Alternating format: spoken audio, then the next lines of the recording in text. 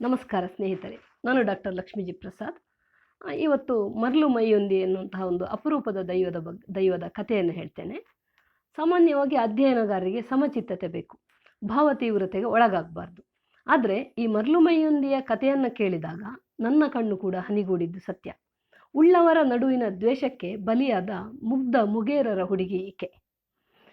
ಈಕೆಯ ಈ ಈ ದೈವದ ಪಾಡ್ದನವನ್ನು ವಾರಿಜ ಮತ್ತು ಗುಲಾಬಿ ಅವರಿಂದ ನಾನು ಸಂಗ್ರಹ ಮಾಡಿದ್ದೇನೆ. ಅದೇ ರೀತಿ ಈ ದೈವದ ಸಂಕ್ಷಿಪ್ತ ಕಥಾನಕವನ್ನು ಜಯರಾಮ ಅವರು ನನಗೆ ಸುಳ್ಯದಲ್ಲಿ ನೀಡಿದ್ರು. ಭೂತ ಕಟ್ಟುವ ಯುವ ಕಲಾವಿದರಿವರು, ಸಾಕಷ್ಟು ತಿಳುವಳಿಕೆ ಕೂಡ ಅವರಿಗೆ ಇದೆ. ಈ ದೈವಕ್ಕೆ ಪುತ್ಯ ಕಿರ್ಲಾಯ ಪುತ್ತೂರು ಸುತ್ತಮುತ್ತ ಆರಾಧನೆ ಇದೆ. ಈ ದೈವದ ಪಾಡ್ದನ ಆರಂಭದಲ್ಲಿ ಶುರುವಾಗ್ತದೆ. ಅಣ್ಣೇರುಲ್ಲಾಯರು ತೋಟಕ್ಕೆ ಹೋಗ್ತಾರೆ. ಆಗ ಒಂದು ಗುಡಿಸಲೆಯಿಂದ ಮಗು ಅಳುವುದು ಕೇಳ್ತದೆ. ಇಲ್ಲಿ ಅಣ್ಣೇರುಳ್ಳಾಯರಂದರೆ ಉಳ್ಳಾಯ, ಅಣ್ಣ ಉಳ್ಳಾಯ ಅಂತ ಅರ್ಥ. ಅವರು ಗುಡಿಸಲನ್ನು ಬಗ್ಗಿ ನೋಡಿದಾಗ ತಾಯಿ ಸತ್ತಿರ್ತಾಳೆ. ಒಂದು ಮುಗೇರರ ಹುಡುಗಿ, ಸಣ್ಣ ಮಗು ಅಳ್ತಾ ಇರ್ತದೆ. ಇವರು ಆ ಮಗುವನ್ನು ತಂದು ಆ ತಾಯಿಯನ್ನು ಸಂಸ್ಕಾರ ಮಾಡಲಿಕ್ಕೆ ವ್ಯವಸ್ಥೆ ಮಾಡ್ತಾರೆ. ಮಗುವನ್ನು ಮನೆಗೆ ತಂದು ಬಹಳ ಪ್ರೀತಿಯಿಂದ ಸಾಕ್ತಾರೆ. ಬೆರಳಿಗೆ ಬಟ್ಟೆಯನ್ನು ಸುತ್ತಿ ಹಾಲನ್ನು ಕೊಡ್ತಾರೆ ಇತ್ಯಾದಿ. ಅವಳು ಸ್ವಲ್ಪ ದೊಡ್ಡವಳಾದಾಗ ಚಿಪ್ಪಿಯಲ್ಲಿ ಉಪ್ಪನ್ನವನ್ನು ಕೊಡ್ತಾರೆ ಇತ್ಯಾದಿ ಹೇಳ್ತಾರೆ. ಆ ಮಗು ಬೆಳೆದು ದೊಡ್ಡವಳಾಗ್ತಾಳೆ. ಮನೆ ಮಗಳ ಹಾಗೆ ಅವಳು ಬೆಳೀತಾಳೆ, ದೊಡ್ಡವಳಾಗ್ತಾಳೆ. ದೊಡ್ಡವಳಾದ ನಂತರ ಅವಳು ಅಣ್ಣೇರುಳ್ಳಾಯರ ತೋಟವನ್ನು ಕಾಯುವ ಕೆಲಸವನ್ನು ಮಾಡ್ತಾಳೆ. ದನ ಕರುಗಳು ಬಂದು ಬೆಳೆಯನ್ನು ಹಾಳು ಮಾಡಿದಾಗೆ ಕಾಯ್ತಾಳೆ ಅವಳು.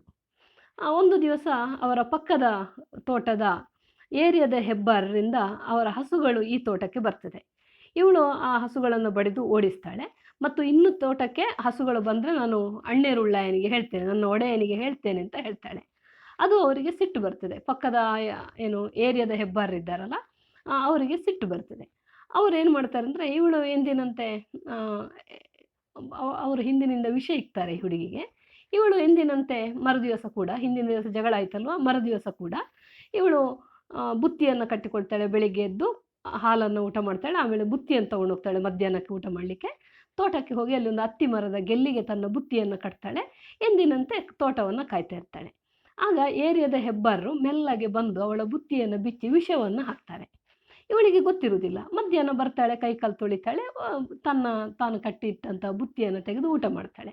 ಅಲ್ಲೇ ಸತ್ತೋಗ್ತಾಳೆ. ರಾತ್ರಿ ಆದರೂ ಕೂಡ ತಮ್ಮ ತೋಟವನ್ನು ಕಾಯುವ ಹುಡುಗಿ, ಮನೆ ಮಗಳಾಗಿರುವಂಥ ಮೈಯೊಂದಿ ಬರಲಿಲ್ಲ. ಯಾಕೆ ಅಂತ ಅಣ್ಣೇರುಳ್ಳಾಯರು ಕೆಲಸಗಾರರನ್ನು ಕಳಿಸ್ತಾರೆ, ಹೋಗಿ ನೋಡಿ ಬನ್ನಿ ಅಂತ. 7 ಜನ ಮುಗೇರರು ಹೋಗಿ ಹುಡುಕ್ತಾರೆ. ನೋಡಿದರೆ ಒಂದು ಮರದ ಬುಡದಲ್ಲಿ ಇವಳು ಸತ್ತು ಬಿದ್ದಿದ್ದಾಳೆ. ಅಣ್ಣೇರುಳ್ಳಾಯರಿಗೆ ಬಹಳ ಬೇಸರ ಆಗ್ತದೆ. ಅವಳನ್ನು ಮನೆಗೆ ತೊಗೊಂಡು ಬರ್ತಾರೆ. ಕಾಷ್ಟವನ್ನು ಮಾಡಿ ಅವಳಿಗೆ ಸಂಸ್ಕಾರವನ್ನು ದಹನವನ್ನು ಮಾಡ್ತಾರೆ. ಆಗ ಅವರು ಹೇಳ್ತಾರೆ, ನೀನು ಪಕ್ಕದ ಬಾವಿಯಿಂದ ಆ ಮಾಯದ ಮೈಯೊಂದಿ ದೈವವಾಗಿ ಎದ್ದು ಬಾ ಅಂತ ಹೇಳ್ತಾರೆ. ಹೀಗೆ ದುರಂತವನ್ನಪ್ಪಿದಂತಹ ಹೆಣ್ಣು ಮಗು, ಮುಗೇರರ ಹುಡುಗಿ ದೈವವಾಗಿ ಆರಾಧನೆಯನ್ನು ಪಡಿತಾಳೆ. ಅನಂತರ ಅವಳ ಅಂತ್ಯ ಸಂಸ್ಕಾರಕ್ಕೆ 10ನೇ ದಿವಸ 11 ದಿವಸ ಇರ್ತದಲ್ಲ, ಅದಕ್ಕೆ ಬಾಳೆ ಎಲೆಯನ್ನು ತರಲಿಕ್ಕೋಸ್ಕರ 7 ಜನ ಮುಗೇರರನ್ನು ಅಣ್ಣೇರುಳ್ಳಾಯರು ಕಳಿಸ್ತಾರೆ ಅವರ ತೋಟಕ್ಕೆ. ಹಾಗೆ ಹೋದವರವರು ಅಲ್ಲಿ ಬಾಳೆ ಎಲೆಯನ್ನು ತರುವುದರ ಜೊತೆಗೆ ಪಕ್ಕದ ತೋಟದಿಂದ ಕಿತ್ತಳೆ ಹಣ್ಣನ್ನು ಕದ್ದು ತರ್ತಾರೆ ಮತ್ತು ಅದನ್ನು ವೈದ್ಯರಿಗೆ ಕೊಟ್ಟು ಕಳ್ಳನ್ನು ಕುಡಿತಾರೆ. ಆಗ ಮರ್ಲು ಮೈಯೊಂದಿ ದೈವ ಇವರಿಗೆ ಹುಚ್ಚು ಹಿಡಿಸ್ತದೆ. ಆ ಹುಚ್ಚು ಹಿಡಿದಂಥ 7 ಜನ ಮುಗೇರರು ಅವಳು ಉದ್ಭವವಾದಂಥ ಬಾವಿಗೆ ಇಳಿದು ಮಾಯ ಆಗ್ತಾರೆ. ಇಲ್ಲಿನ ಮತ್ತೆ ಈ ಮಾಯದ ಮೈಯೊಂದಿ ಮರ್ಲು ಮೈಯೊಂದಿ ಅಂತ ಖ್ಯಾತಳಾಗ್ತಾಳೆ. ಅಂದರೆ ಕಳ್ಳತನವನ್ನು ಮಾಡಿದವರಿಗೆ ಹುಚ್ಚು ಹಿಡಿಸುವಂಥ ಶಿಕ್ಷೆಯನ್ನು ಆಕೆ ಕೊಡ್ತಾಳೆ. ಈಕೆ ತೋಟವನ್ನು ಕಾಯುವ, ತೋಟವನ್ನು ರಕ್ಷಿಸುವಂಥ ದೈವ ಎಂದು ಖ್ಯಾತಿಯನ್ನು ಪಡಿತಾಳೆ. ದುರಂತ ಮತ್ತು ದೈವತ್ವ ತುಳುನಾಡಿನಲ್ಲಿ ಒಟ್ಟೊಟ್ಟಿಗೆ ಸಾಗಿದೆ. ಯಾವುದು 2 ಒಡೆಯರ ದ್ವೇಷಕ್ಕೆ ಒಳಗಾಗಿ ದುರಂತವನ್ನಪ್ಪಿದಂಥ ಹೆಣ್ಣು ಮಗಳು ಈಕೆ ದುರಂತವನ್ನಪ್ಪಿ ಮತ್ತು ದೈವತ್ವವನ್ನು ಪಡೆದು ಆರಾಧನೆಯನ್ನು ಪಡಿತಾಳೆ. ಬಹಳ ವಿಶಿಷ್ಟವಾದಂತಹ ದೈವ ಇದು. ಸ್ನೇಹಿತರೆ, ಈ ವಿಡಿಯೋ ನಿಮಗೆ ಇಷ್ಟ ಆದರೆ ಲೈಕ್ ಮಾಡಿ, ಸಬ್ಸ್ಕ್ರೈಬ್ ಮಾಡಿ, ಎಲ್ಲೆಡೆ ಶೇರ್ ಮಾಡಿ. ಇಂತಹ ತುಳುವಿನ ಅತಿ ಅಪರೂಪದ ವಿಚಾರಗಳನ್ನು ನಾನು ಮುಂದೆ ಕೂಡ ತಿಳಿಸ್ಲಿಕ್ಕೆ ನಿಮ್ಮ ಮುಂದೆ ಬರ್ತೇನೆ. ಆದರೆ ಈ ಬಗ್ಗೆ ನನಗೆ ನೀವು ಇದನ್ನು ಶೇರ್ ಮಾಡಬೇಕು, ಎಲ್ಲೆಡೆ ಹಂಚಬೇಕು. ಇಲ್ಲಂತಾದರೆ ನಾನು ಇಷ್ಟು ಕಷ್ಟಪಟ್ಟು ಮಾಡಿದ್ದು ಎಲ್ಲರಿಗೆ ತಲುಪದಿದ್ದರೆ ಏನು ಪ್ರಯೋಜನ? ಆದ್ದರಿಂದ ಎಲ್ಲರೂ ಸಬ್ಸ್ಕ್ರೈಬ್ ಮಾಡಿ, ಲೈಕ್ ಮಾಡಿ, ಎಲ್ಲೆಡೆ ಶೇರ್ ಮಾಡಿ. ಈ ಪಾಡ್ದನವನ್ನು ನೀಡಿದವರು, ಈ ದೈವದ ಪಾಡ್ದನವನ್ನು ನೀಡಿದವರು ವಾರಿಜ ಅವರು. ಮತ್ತು ಗುಲಾಬಿಯವರು ಈ ಪಾಡ್ದನವನ್ನು ನಾನು ರೆಕಾರ್ಡ್ ಮಾಡಿ ಸಂಗ್ರಹ ಮಾಡಿ ಲಿಪ್ಯಂತರ ಮಾಡಿ ಅನುವಾದ ಮಾಡಿ ವಿಶ್ಲೇಷಣೆ ಮಾಡಿ ಚಂದಬಾರಿ ರಾಧೆಗೋಪಾಲ ಮತ್ತು ಇತರ ಪಾಡ್ದನಗಳು ಎಂಬಂಥ ಒಂದು ಪಾಡ್ದನ ಪುಸ್ತಕ ಪ್ರಕಟ ಮಾಡಿದ್ದೇನೆ. ಅದರಲ್ಲಿ ಈ ಪಾಡ್ದನ ಇದೆ, ಆಸಕ್ತರದನ್ನು ನೋಡ್ಬೋದು. ಇದೇ ಪಾಡ್ದನದ ಸಂಕ್ಷಿಪ್ತ ಕಥೆಯನ್ನು ಜಯರಾಮ ಅಜಲರು ನನಗೆ ಸುಳ್ಯದಲ್ಲಿ ಇದ್ದರು.